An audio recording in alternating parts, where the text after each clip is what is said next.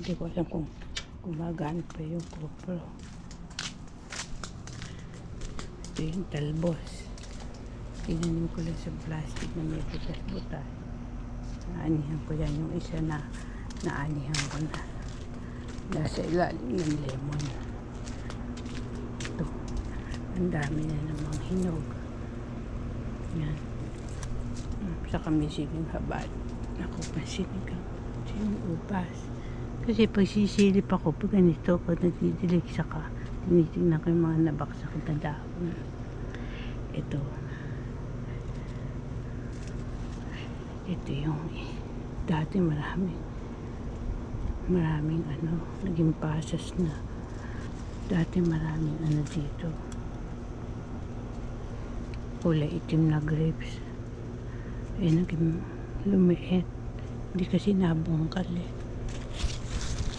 Iba kasi pag nabubungkal sa lupa, pag tasang umulan, nilagyan ko pandikit na langaw. Kaya maliit lang. Pero malaking bagay yung pagka pinuputulan ng sanga pagka wala ng bunga. Pinuputulan ng sanga ng mister ko. Dito medyo malaki. Ayan. Nalagyan ko yun ng dumi ng bulati sa Miracle Grow. Naglagay din ako pandikit ng langaw. Kasi ito ang dumikit likabok. Ayan. Lalagyan ko kasi ng sirang upuan din sa sulok. Kasi nagbawas ako ng mga gamit sa taas ng bahay. Ay naku, pagka nagkakatornado baka bumaksak din yung bahay.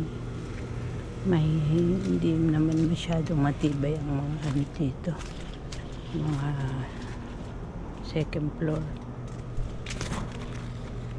Kaya hindi dapat naglalagay ng maraming kuyakot sa bahay.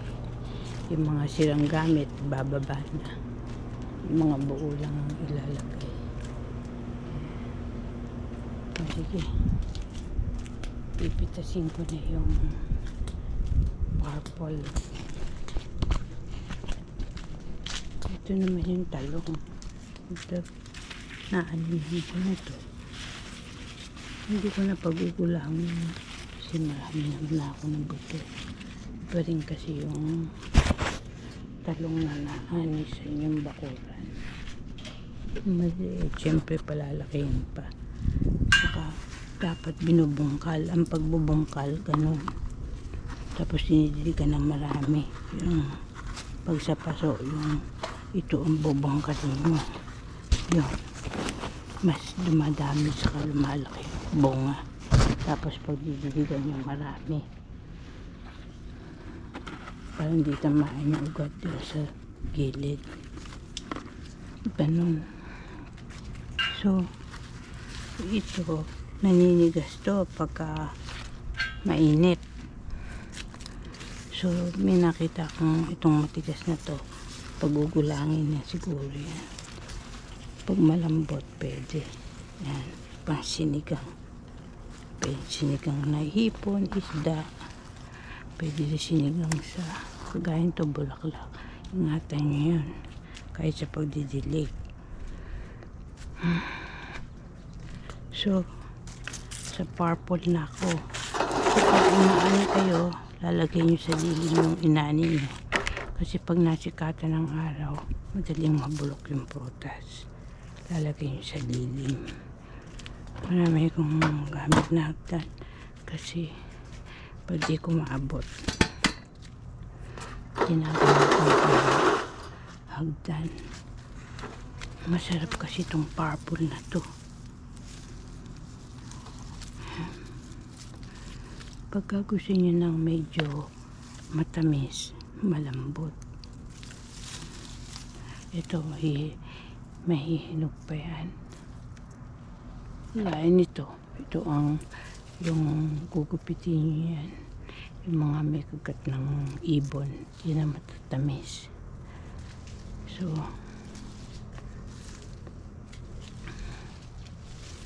ang matamis kasi nito, yung medyo malambot.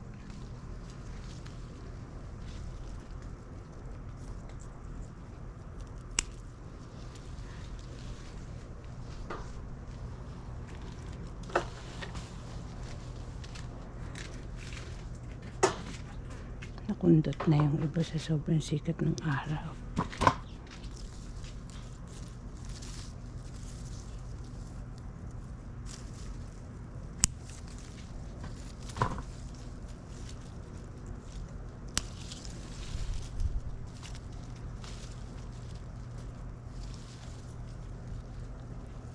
Ay, kabayan pangit.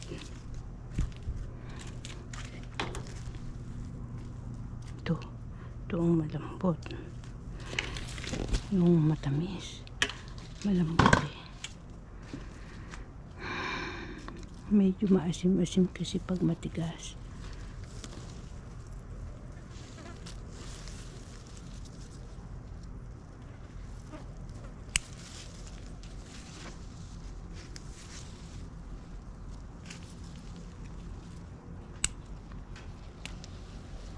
Mga nakundot na sa init, kaya buti na agapan ko.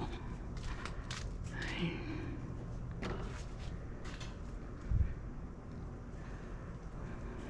Halos nasa gitna kasi, pero dito meron.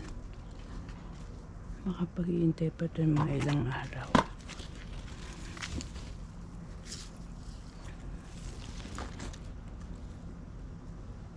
Yan, naging prunes na.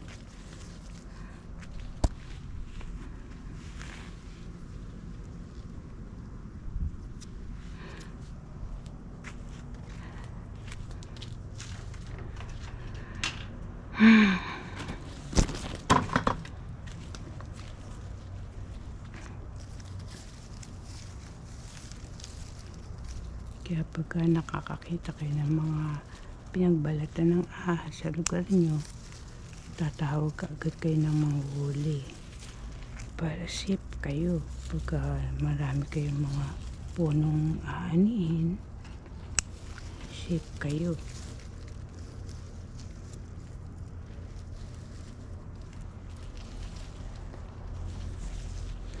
Sarap kasi itong purple na to.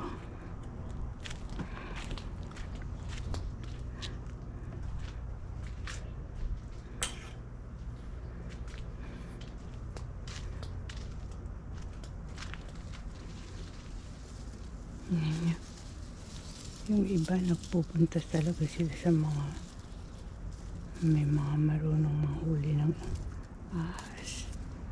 Pupunta sila sa mga gubat. Iba-ibang pwede nyo itanim doon. Wala kayong mga malalawak na lupain. Doon kayo magtatanim sa mga malapit sa tubig. Batis. Mga puno. Kasi yung mga buto nito sinisinsil lang. Yung loob ang itinatanim. Basta itinanim lahat ng mga buto sa malapit sa batis, mabubuhay. Hindi yun na kailangan diligan. Ako nakalupa yung unan.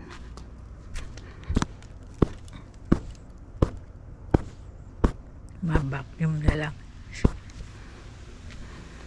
Mga may dust mite kasi ang mga unan. Kailangan binabacuum.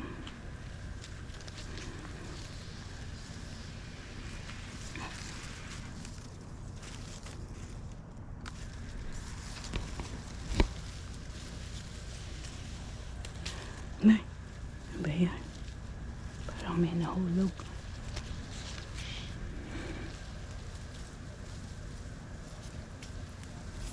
Ayun, sumama. Pag sumamang ganun, pwede na.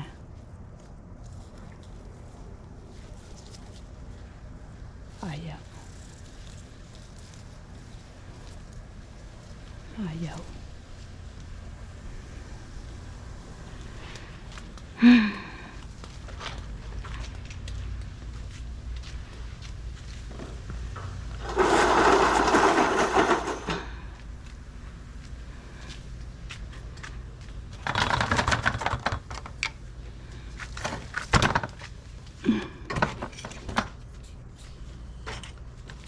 Meron ko siya sa loob. Bandang itaas. Yan. Ganito mga kumot na bibili sa Chinatown yan. Sa Los Angeles. Ganyang kakapal. Mura lang doon. Ayan. Yan ang mga kumot na pang winter.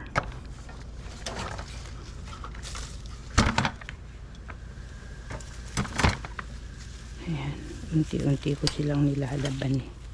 Sinampay ng mister ko.